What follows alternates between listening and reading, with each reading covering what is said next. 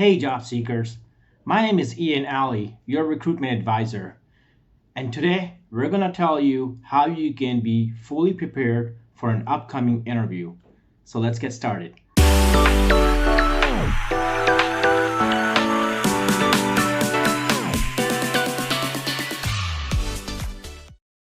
Before the interview ever starts, you need to make sure that you research the company that you'll be interviewing for. Make sure to understand its business model, how many employees they have, the hierarchy, the chain of command, all the good stuff.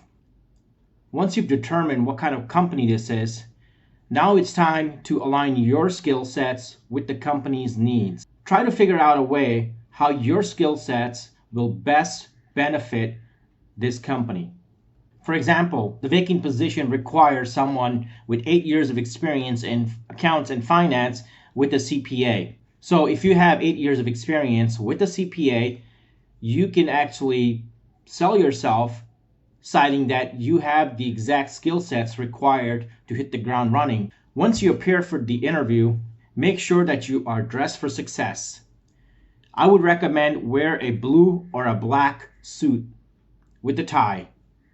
The employer will be really impressed noticing that you've dressed for success and are serious about interviewing for this position. You also want to make sure that you arrive on time. This doesn't mean that you're there half an hour earlier or half an hour late.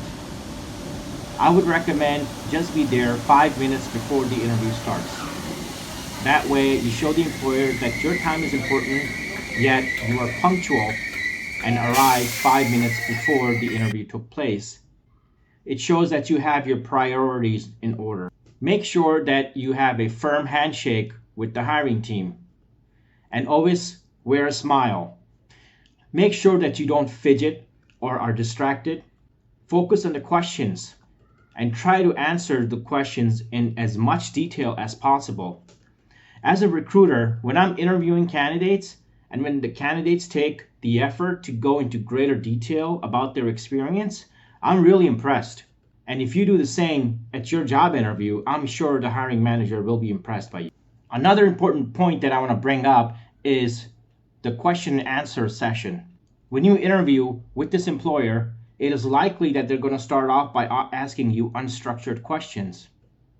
For example, what are your weaknesses? I once had a candidate tell me that they did not have any weaknesses.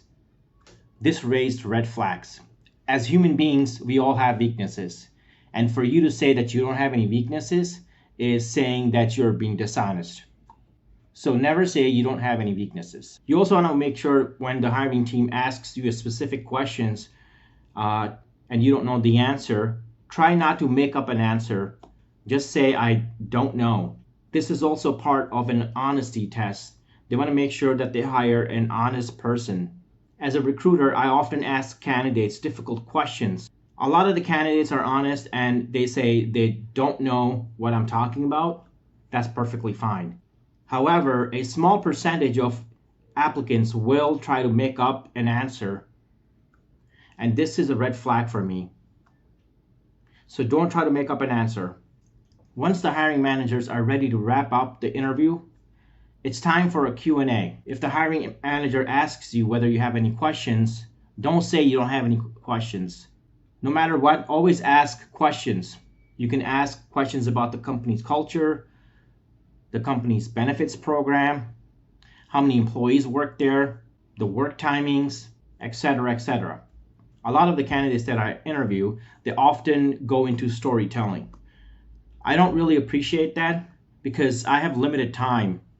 I have to interview several candidates on a daily basis. So the stories can go from anywhere from like 15 minutes to 30 minutes.